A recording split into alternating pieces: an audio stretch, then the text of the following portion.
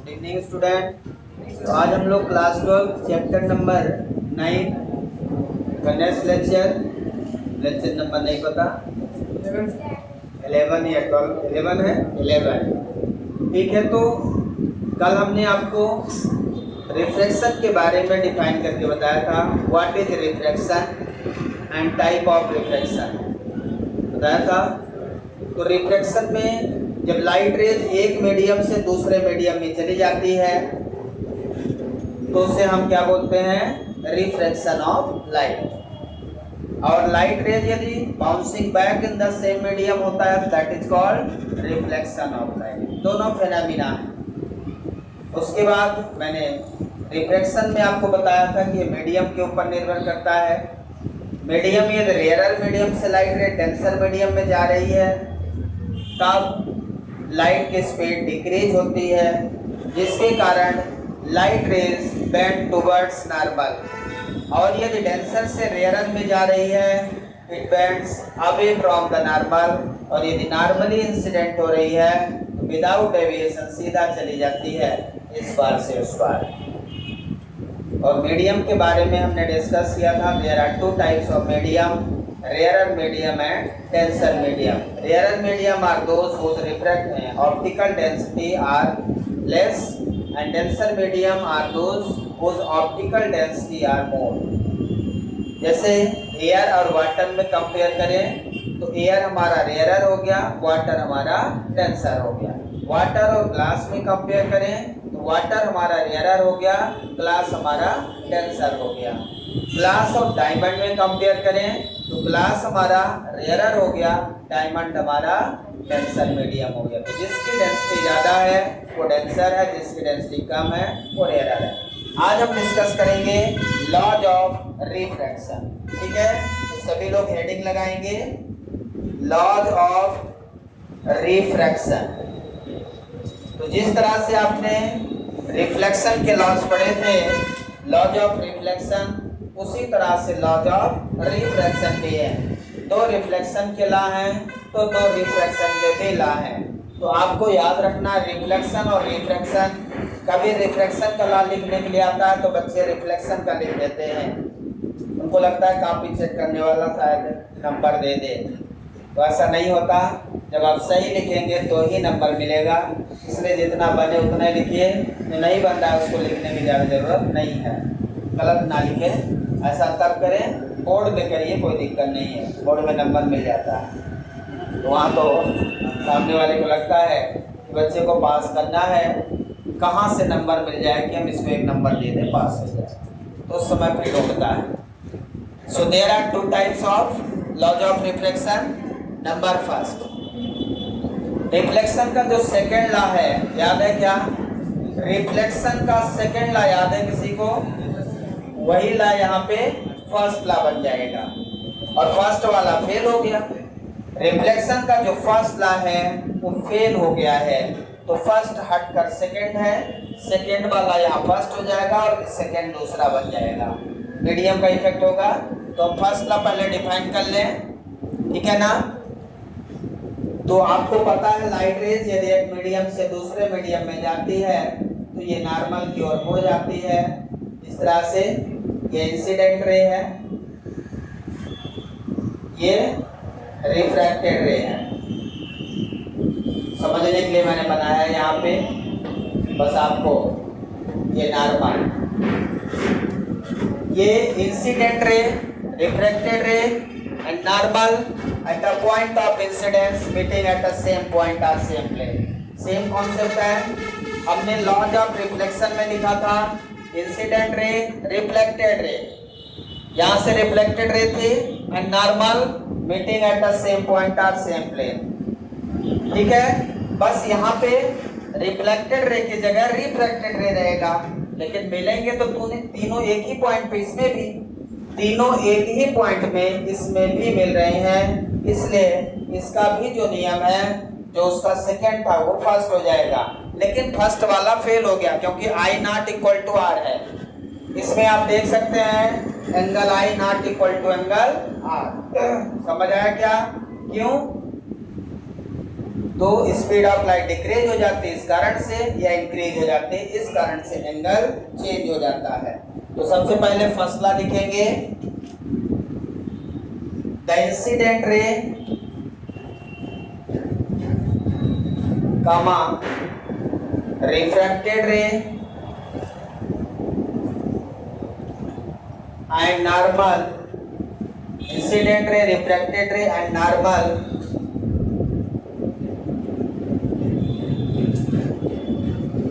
at the point of incidence, at the point of incidence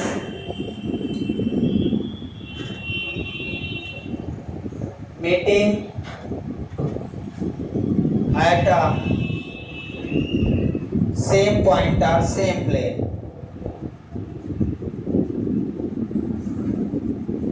The incident ray, refracted ray and normal at a point of incidence meeting at the same point or same plane. सही है? तो ये क्या होगा? Incident ray, refracted ray and normal at the point of incidence. Normal कहाँ पे मिल रहा है? पॉइंट ऑफ इंसिडेंस पे। तीनों कहाँ मिलेंगे? पॉइंट ऑफ इंसिडेंस पे। तीनों कहाँ मिलेंगे? पॉइंट ऑफ इंसिडेंस पे। Incident ray, refracted ray and normal at a point of incidence meeting at a same point और सेम प्लेन। ठीक है? जब लॉज ऑफ रिफ्लेक्शन पढ़ रहे थे तो रिफ्लेक्टेड रे की जगह रिफ्लेक्टेड रे हो गया था, बस बाकी सब सेम था। ठीक है ना? तो याद रखेंगे, भूले ना आपको।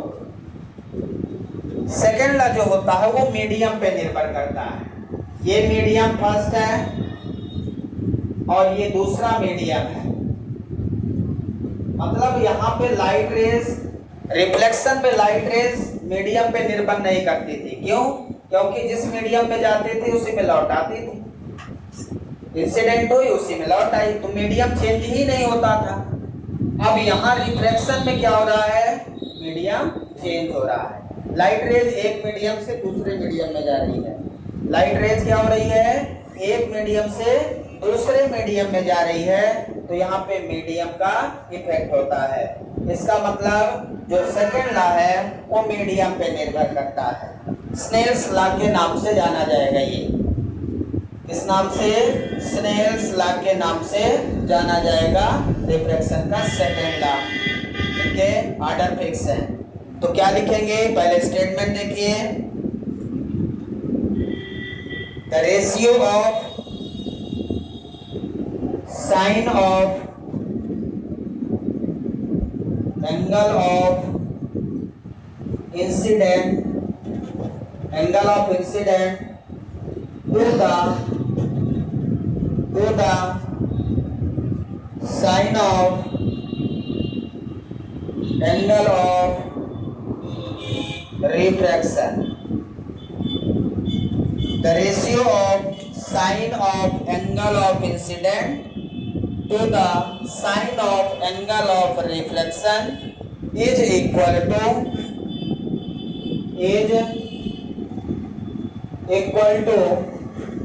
constant, is equal to constant.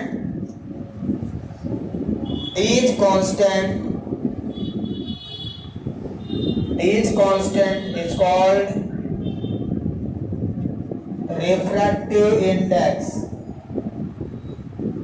Refractive index. This constant is called refractive index.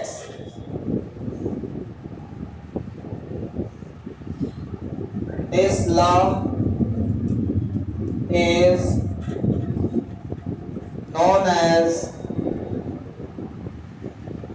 known as Snell's law. इस लॉ को, इस नियम को स्नेल्स लॉ के नाम से जाना जाता है। कौन से नियम से? स्नेल्स लॉ के नाम से जाना जाता है। रिफ्रैक्शन का सेकंड लॉ स्नेल्स लॉ के नाम से जाना जाता है। कभी कभी 2 नंबर पे ये लिखने के लिए आ जाता है। Define Snell's law. तो लिखने के लिए आ जाएगा लॉ ऑफ सेकेंड रिफ्रैक्शन नहीं आएगा, लॉ बोल देगा डिफाइन स्नेल्स लॉ। तो आपको याद रखना है कि रिफ्रैक्शन का सेकेंड लॉ है और इसका स्टेटमेंट क्या है। स्नेल्स लॉ का स्टेटमेंट क्या है? The ratio of sine of angle of incidence to the angle of sine of angle of refraction is equal to constant. This constant is called refractive index। समझ में आया? अब यदि मैं इसका फार्मूला लिखूं तो अकॉर्डिंग टू स्टेटमेंट क्या है, क्या फार्मूला बनेगा? Sine i upon sine r equal to constant. Statement को रटने की जरूरत नहीं है, एक बार फिर समझते हैं। स्टेटमेंट क्या कहता है, ध्यान से देखें। द रेशियो, ये रेशियो में लिखा है क्या? साइन आई और साइन आर किस में लिखा है? रेशियो में लिखा है। तो ध्यान से देखें, ratio of sine of i क्या है? Angle of incidence. आई क्या है? Angle of incidence. Sine of angle of incident to the sine of angle of refraction is equal to constant. ये स्टेटमेंट है इसका, बिल्कुल ये स्टेटमेंट है जो यहाँ पे लिखा गया है। यही पूरा टर्म यहाँ पे लिखा गया है। The ratio of sine of angle of incident to the sine of angle of refraction is equal to constant. अब मैं इसको लिख सकता हूं sine i by sine r equal to refractive index. क्या लिखूंगा? Refractive index which is mu. Refractive index को किससे डिनोट करेंगे? म्यू से। तो sine i by sine r equal to mu हो गया। तो म्यू इक्वल टू हम लिख सकते हैं sine i by sine r. ठीक है, इसी को mu two by mu one भी लिखते हैं। आगे बढ़ेंगे अभी। म्यू क्या है? Refractive index. म्यू क्या है? Refractive index. अब रिफ्रैक्टिव इंडेक्स क्या है ये समझने का प्रयास करेंगे। तो दोनों लॉ समझ में आ गए। यदि आपको रिफ्रैक्शन के लॉ लिखने के लिए आता है तो ये कंप्लीट हो गया। So this is the laws of refraction, first law and second law। यदि लिखने के लिए लॉ आता है तो यहीं तक लिखना है। क्लियर है? अब हम आगे बढ़ेंगे, रिफ्रैक्टिव इंडेक्स को डिफाइन करेंगे, type of refractive index define करेंगे, उसके बाद क्वेश्चंस इस पे बेस करेंगे। कैसे क्वेश्चन होंगे वो सॉल्व करेंगे, ये समझना बहुत जरूरी है। यहाँ तक किसी कोई डाउट है? बता दें। अब आगे हेडिंग लगाएंगे रिफ्रैक्टिव इंडेक्स। हेडिंग लगाइए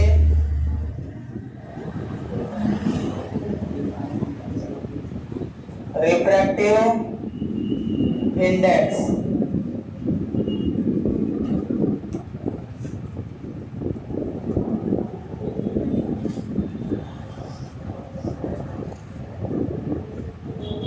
तो इसमें जो लाइट रेज एक मीडियम से दूसरे मीडियम में जाती है तो उस पर क्या इफेक्ट पड़ता है, उसी बेसिस पे रिफ्रैक्टिव इंडेक्स को डिफाइन किया गया है। लाइट रेज जब एक मीडियम से दूसरे मीडियम में जाती है तो उसकी स्पीड में क्या इफेक्ट होता है, इसी में एक रिलेशन बनाया गया है, वो बताता है refractive index.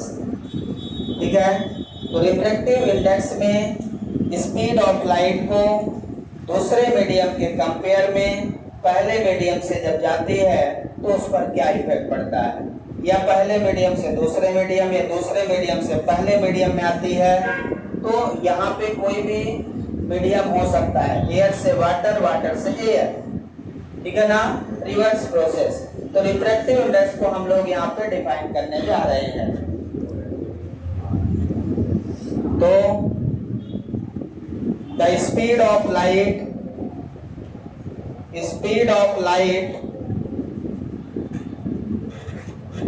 in first medium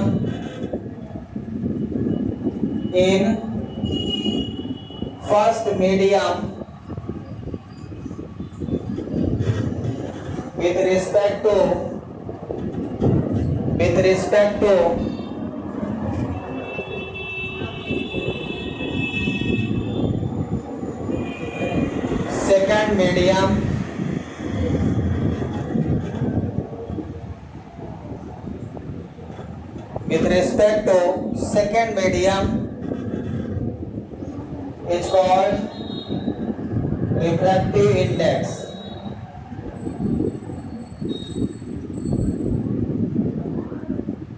Speed of light in first medium with respect to second medium is called refractive index.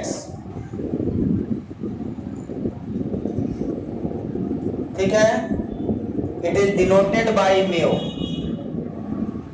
It is denoted by mu. mu से डिनोट करते हैं, इसकी कोई यूनिट नहीं होती, ये यूनिट लेस है क्योंकि simple i by simple r का ये रेशियो है। Sine i by sine r का रेशियो ये यूनिट लेस रहेगा। रिफ्रैक्टिव इंडेक्स यूनिट लेस रहता है, जैसे मैग्निफिकेशन। ठीक है, तो इसको हम लिख सकते हैं म्यू इक्वल टू या one medium to another medium, mu one medium to second medium, first medium to second medium, one mu two equal to mu two by mu one, one mu two equal to mu two by mu one equal to speed of light in medium first. ध्यान से पढ़िए, ये formula बहुत important है। Medium first upon speed of light in medium second, which is equal to V1 by V2, one mu 2 equal to mu 2 by mu 1 equal to speed of light in medium 1 upon speed of light in medium 2, that is V1 by V2। यहाँ से ये clear है, refractive index inversely proportional to speed of light.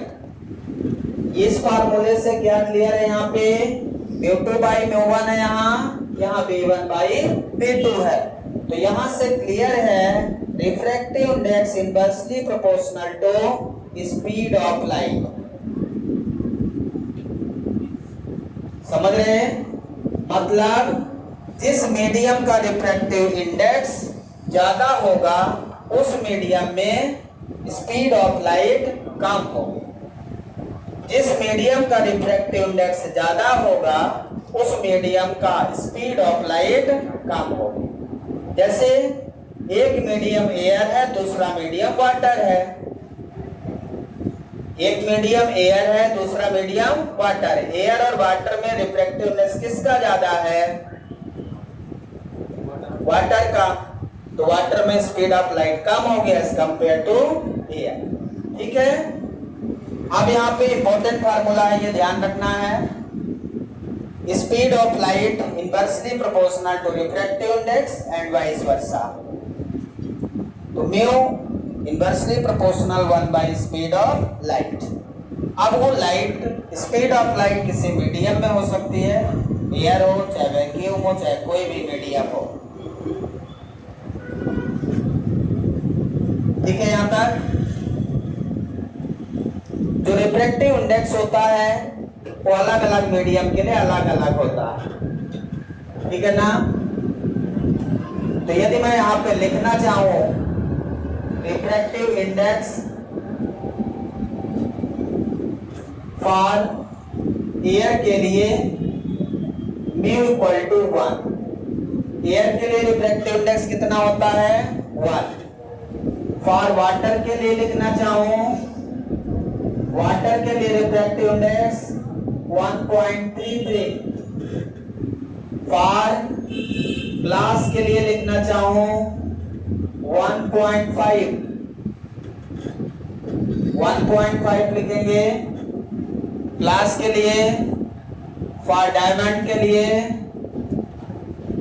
Diamond का refractive index 2.42। ये सभी unitless हैं, ये fix refractive index है जिसे आपको याद करना है। आपको सभी का रिफ्रैक्टिव इंडेक्स याद होना चाहिए। Refractive index of air, refractive index of water, refractive index of glass, refractive index of diamond. सबसे ज्यादा रिफ्रैक्टिव इंडेक्स किसका है? डायमंड का। जिसका रिफ्रैक्टिव इंडेक्स सबसे ज्यादा है, इसका मतलब वो सब्सटेंस सबसे ज्यादा हार्ड है, उसकी ऑप्टिकल डेंसिटी सबसे ज्यादा है। इसका मतलब उसमें स्पीड ऑफ लाइट उतनी कम होगी, तो उसमें स्पीड ऑफ लाइट सबसे कम होगी। सबसे कम स्पीड ऑफ लाइट किसमें होगी? डायमंड में। सबसे कम स्पीड ऑफ लाइट किसमें होगी? डायमंड में। कितनी कम होगी ये भी हम आपको बताएंगे आगे। ग्लास में कितनी स्पीड ऑफ लाइट कम हो जाएगी ये भी आपको कैलकुलेट करके बता देंगे कि भैया एयर में इतनी है तो ग्लास में इतनी हो जाएगी, वो हम फाइंड करेंगे। टाइप ऑफ रिफ्रैक्टिव इंडेक्स, मिटा दें इसको। ये वैल्यू याद करिए सभी लोग, ये वैल्यू आपको आज के बाद हमेशा याद होना चाहिए। जो कॉमन वैल्यू है एयर के लिए, वाटर के लिए, ग्लास के लिए और डायमंड के लिए, इतनी तो याद होनी ही चाहिए। बहुत सारी हैं, मैंने उतना ही लिखा है जो पेपर में आता है, तो आपको इतना तो याद करना ही है। इसके बाद बात करेंगे type of refractive index. Type of refractive index, तो हम मानते हैं कि रिफ्रैक्टिव इंडेक्स दो टाइप का है। पहला absolute refractive index,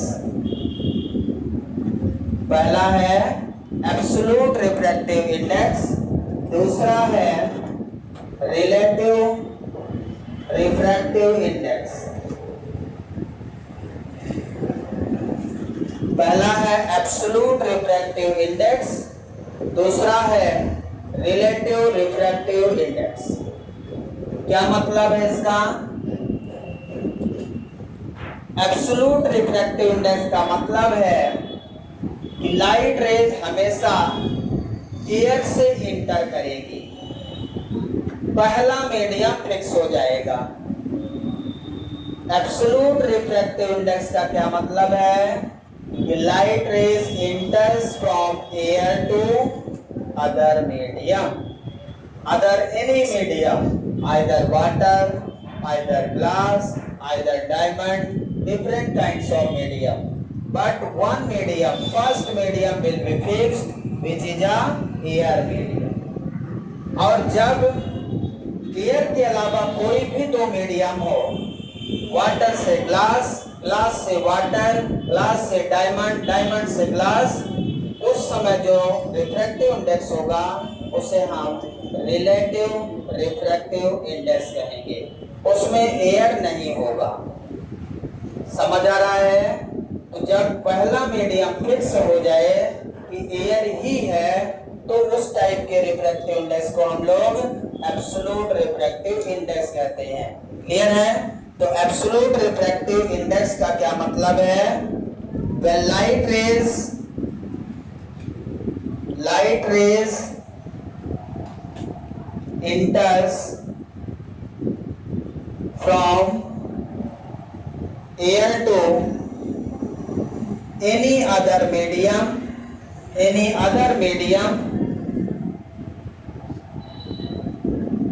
is called, then it is called absolute refractive index, absolute refractive index.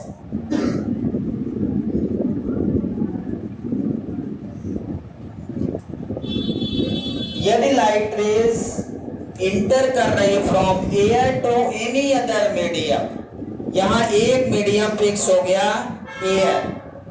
Air medium से किसी अदर मीडियम में यदि लाइट रेज इंटर कर रही है तो ऐसे रिफ्रैक्टिव इंडेक्स को हम लोग एब्सोल्यूट रिफ्रैक्टिव इंडेक्स कहते हैं। क्लियर है? फार्मूला बनेगा mu equal to c by v. हमने आपको फार्मूला बताया रिफ्रैक्टिव इंडेक्स क्या होता है, speed of light in medium 1 with respect to medium 2।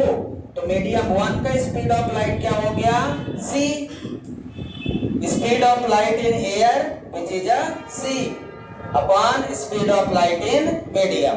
तो इसको लिख भी सकता हूं यहां पे फार्मूले के रूप में, speed of light in air divided by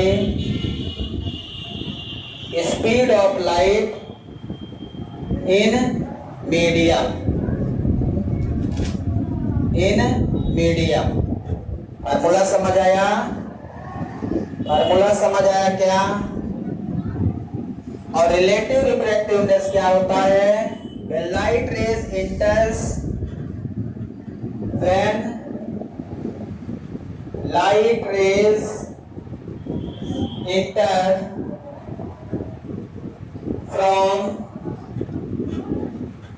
enters from one medium to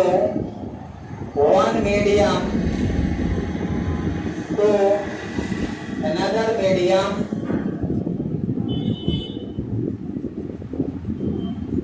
then it is called relative refractive index, relative refractive index। मतलब mu equal to speed of light in medium 1 upon speed of light in medium 2। Speed of light in medium 1 upon speed of light in medium 2। ठीक है? तो इनमें दोनों medium है, चाहे air से water में जा रही हो लाइट, चाहे वाटर से एयर में जा रही हो, तो मीडियम 1 से मीडियम 2 में जा रही है। लेकिन एब्सोल्यूट में एक चीज फिक्स है, तो एयर से ही किसी ना किसी मीडियम में जाएगी। तो यहाँ पे मीडियम फिक्स है एक, एयर, दूसरा कुछ भी हो, लेकिन यहाँ पे दोनों अलग अलग मीडियम है एयर के अलावा। ठीक है? समझ आया?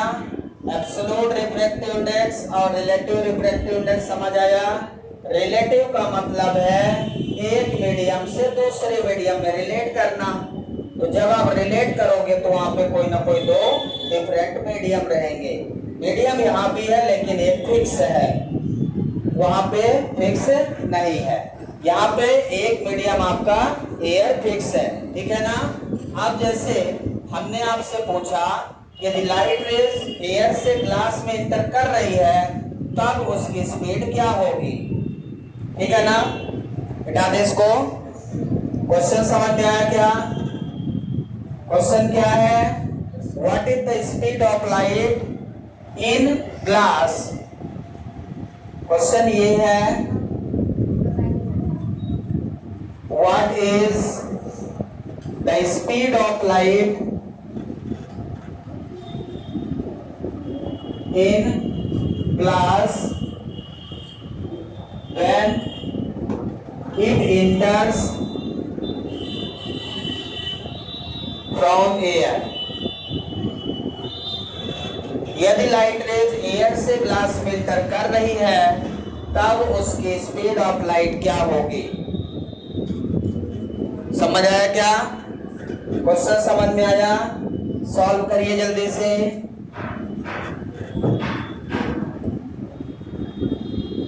आपको ग्लास में स्पीड ऑफ लाइट बताना है कि speed of light in glass कितनी होगी, ये आपको बताना है। तो फार्मूला है refractive index equal to c by v. V मतलब बीजी, speed of light in glass. तो बीजी इक्वल टू क्या फार्मूला हो जाएगा, c by v. C speed of light है, कितना होता है 10 टू पावर 3 इंटू 10 पावर 8। और रिफ्रैक्टिव इंडेक्स फॉर ग्लास म्यूजी लिख सकता हूं इसको, रिफ्रैक्टिव इंडेक्स फॉर ग्लास 1.5 अभी बताया हूं। तो रिफ्रैक्टिव इंडेक्स में स्पीड ऑफ लाइट क्या हो जाएगी, डेसिमल को हटा के ऊपर 30 कर दें। ये डेसिमल हटाया, ऊपर 30 लिख दिया। तो speed of light in glass which is 2 into 10 power 8 metre पर सेकेंड। यानी कोई लाइट रेज एयर में 3 इंटू 10 पावर 8 मीटर पर सेकेंड से चल रही है, तो वही लाइट रेज ग्लास में 2 इंटू 10 पावर 8 मीटर पर सेकेंड से चलेगी, आपकी स्पीड ऑफ लाइट डिक्रीज हो जाएगी। मैंने आपको बताया था कि स्पीड ऑफ लाइट क्या हो जाएगी, डिक्रीज हो जाएगी। कितने से डिक्रीज हो गई, 2 फैक्टर से। मतलब यहाँ 3 था, यहाँ पे 2 इंटू 10 पावर 8, ठीक है। 1 मीटर पर सेकेंड लगभग कम हो गई है। समझ आया क्या? तो इस तरह से आपको फाइंड कर लेना है। अब वाटर का निकाल के आप बताइए जल्दी से। यहाँ पे light rays when speed of light, what is the speed of light in water when it enter from air. बताइए जल्दी से, क्वेश्चन सॉल्व करो। कितना आया? वाटर का आपने निकाल लिया, यहाँ वाटर का लिख देंगे 1.33।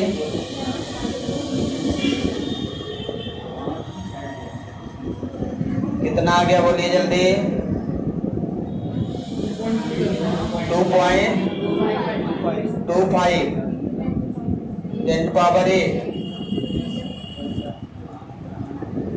चेक कर लीजिएगा, मैंने नहीं सॉल्व किया है।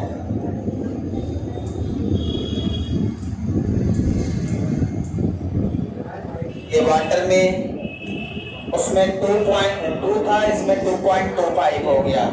तो इसमें स्पीड ऑफ लाइट ज्यादा डिक्रीज होगी क्या? ज्यादा कैसे होगी? तो वाटर तो लेस है, अच्छा स्पीड ज्यादा है, ठीक है। लिख लिया सबने?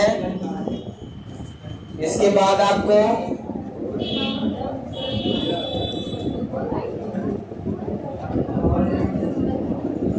Relation between refractive index and wavelength.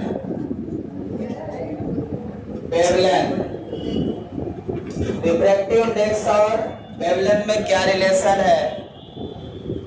तो by using Cauchy formula, by using Cauchy's formula,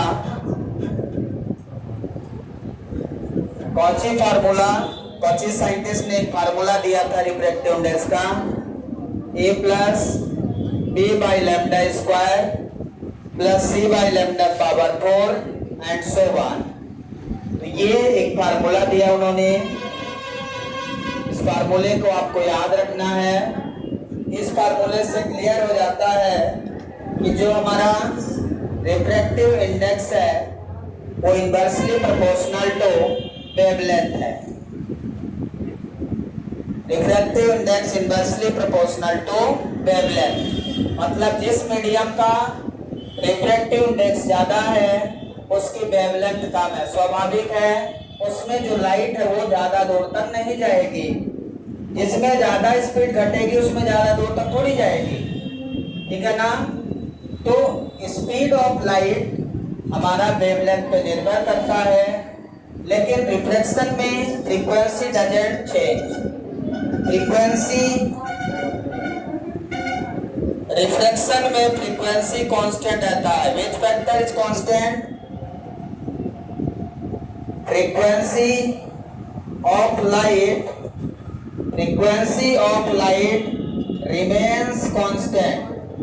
remains constant, याद रखिए। ड्यूरिंग रिफ्रैक्शन ऑफ लाइट, जब भी रिफ्रैक्शन ऑफ लाइट हो रहा हो उस समय वेवलेंथ तो चेंज होगी, लेकिन फ्रीक्वेंसी हमेशा कांस्टेंट रहेगी, कोई चेंज नहीं आएगा फ्रीक्वेंसी में। That is the important point. ठीक है, ये याद रखेंगे, फ्रीक्वेंसी चेंज नहीं होगी। रिलेशन याद रखेंगे, रिफ्रैक्टिव इंडेक्स और वेवलेंथ में इनवर्सली प्रोपोर्शनल, रिफ्रैक्टिव इंडेक्स और स्पीड ऑफ लाइट में इनवर्सली प्रोपोर्शनल। तो दोनों में कहने का मतलब स्पीड ऑफ लाइट और वेवलेंथ डायरेक्टली प्रोपोर्शनल हो गए। ठीक है ना? तो यदि यहाँ पे हम किसी मीडियम का रिफ्रैक्टिव इंडेक्स लिखें तो क्या लिखेंगे? रिफ्रैक्टिव इंडेक्स इन एयर, क्या लिखेंगे? म्यू ए, एयर का रिफ्रैक्टिव इंडेक्स म्यू ए लिखते हैं। तो इसको एक फार्मूला होता है C equal to nu lambda, तो V इक्वल टू एयर का स्पीड ऑफ लाइट लिख रहे हैं। ठीक है ना? VA equal to C equal to nu lambda होता है, तो न्यू इंटू लैम्डा ए। देखिए मैंने कहा frequency doesn't change, frequency change नहीं होती है तो उसको आप सीधा सीधा न्यू लिखना। ये फ्रीक्वेंसी है और ये वेवलेंथ है एयर की, और ये speed of light in air. VA equal to nu lambda a, ये स्पीड ऑफ लाइट है। ठीक है ना? स्पीड ऑफ लाइट, अभी हमने VA लिखा है उसको इन एयर। इसी तरह ग्लास का speed of light in glass क्या लिखेंगे? VG equal to nu into lambda g, VG equal to nu into lambda g. Nu constant है। ठीक, अब मैं इसको लिख सकता हूं VA by VG, VA by VG equal to क्या? Lambda A by lambda G। मतलब speed of light directly proportional to wavelength. यहां से समझ आ रहा है? VA by VG equal to lambda A by lambda G।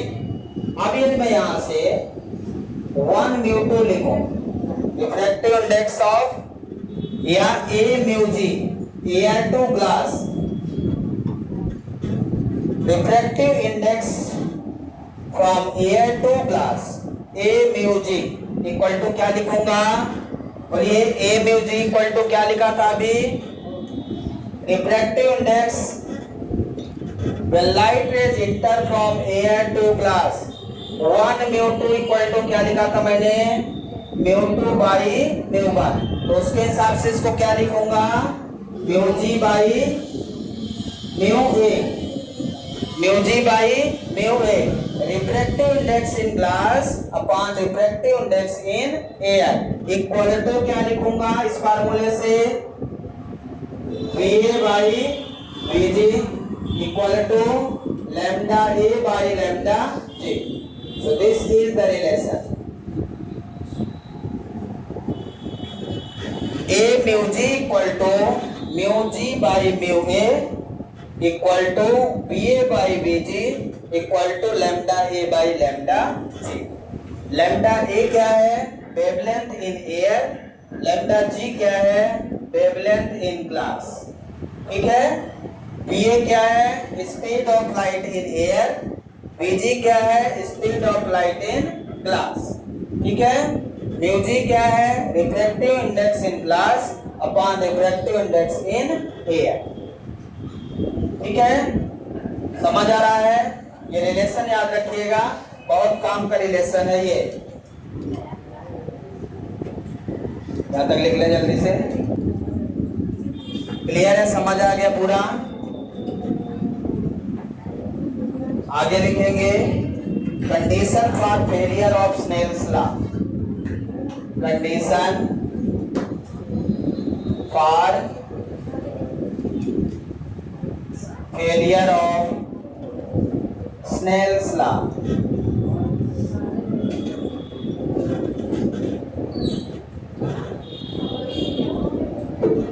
Snell's law कहाँ fail हो जाता है,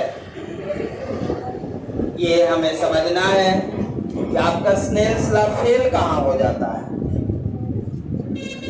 When light rays incident, when light rays incident, when light rays incident on the normal, in the normal, then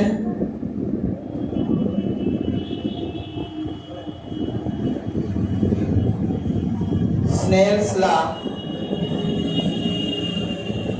does not exist. Does not exist. ऐसी condition में Snell's law हमारा exist नहीं करता, क्योंकि लाइट रेज बेंड होते ही नहीं है। मैंने आपको बताया था, ऐसी कंडीशन में लाइट रेज एक मीडियम से दूसरे मीडियम में जब जाती है तो सीधा चली जाती है विदाउट डेविएशन, और यदि लाइट रेज विदाउट डेविएशन जाती है तो वहां स्नेल्स लॉ वैलिड नहीं है। ठीक है, तो when light rays incident in the normal, then Snell's law does not exist. क्यों? Because light rays passes without deviation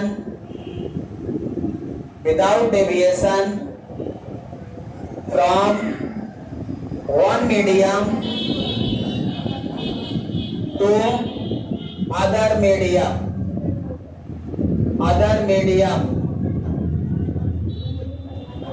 light rays एक मीडियम से दूसरे मीडियम में बिना डेविएशन के पास हो जाती है ऐसी अवस्था में, तो इस कारण से वहां पे स्नेल्स लॉ एग्जिस्ट नहीं करेगा। कैसे नहीं करेगा वो आइए देखते हैं। मैंने आपको बताया कि नॉर्मल, ध्यान से देखिए, यदि लाइट रेज नॉर्मल इंसिडेंट हो रही है तो क्या होगा? एंगल आई इक्वल टू क्या हो जाएगा? नॉर्मल इंसिडेंट हो रही है तो angle i equal to 0, angle r equal to 0।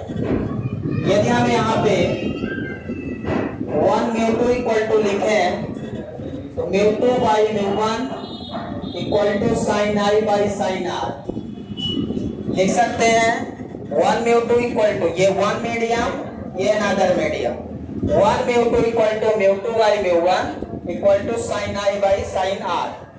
अभी जो फार्मूला पीछे लिखा है, अब यहाँ पे देखिए, इसको क्रॉस मल्टीप्लाई करें, μ2 sine r equal to μ1 sine i, μ2 sine r equal to μ1 sine i. अब बताइए, अब यहां पे क्या करना आपको? I equal to 0, if I equal to 0, आपने क्या किया? नॉर्मल पे ही लाइट को इंसिडेंट कर दिया। आपने क्या कर दिया? नॉर्मल पे ही लाइट को इंसिडेंट कर दिया। तो यदि I इक्वल टू 0 है and μ1 and μ2 never be 0, refractive index never be 0, ये 0 हो नहीं सकते, तो आपका ये μ2 साइन आर इक्वल टू क्या हो जाएगा? 0 हो जाएगा। But μ2 never be 0, sine r equal to 0, sine theta equal to 0, 0 equal to 0, तो μ2 not equal to 0 but it does not exist sine 0 equal to 0, then sin 0 equal to 0 but μ2 not equal to 0 and μ1 also not equal to 0. यदि μ1 और μ2, यदि μ1 0 नहीं हो सकता तो क्या ये टर्म 0 होगा? यदि ये 0 होगा तो μ1 0 होना पड़ेगा, यदि ये 0 हुआ तो एग्जिस्ट नहीं करेगा. यदि μ1 इक्वल टू 0 हो गया, यदि μ2 नॉट इक्वल टू 0 में μ1 equal to 0, it does not exist. μ1 यहाँ पे लिखते हैं μ1 equal to 0, it does not exist, does not exist. इसी कारण आपका स्नेल्स लॉ फेल हो जाता है. समझ आया क्या यहाँ पे? तो यहाँ पे इसको ऐसा भी लिख सकते हैं μ1 इंटू 0. अब μ1 0 हो नहीं सकता, लेकिन ये टर्म क्या कहता है? That is equal to 0. तो μ1 इक्वल टू 0 यदि हुआ तो ये कंडीशन एग्जिस्ट नहीं करेगी. यदि एग्जिस्ट नहीं करेगी तो r 0 हो नहीं सकता, जबकि यहाँ पे दिख रहा है कि हमारा r क्या है? 0. समझ में आया? इंपॉर्टेंट क्वेश्चन ये है कि where Snell's law fail, failure of Snell's law. Important question है, आपको नहीं पता चलेगा अभी कहाँ फेल हो जाएगा, ये ध्यान रखना है. क्वेश्चन पूछ सकता है कोई भी. ठीक है, थैंक यू.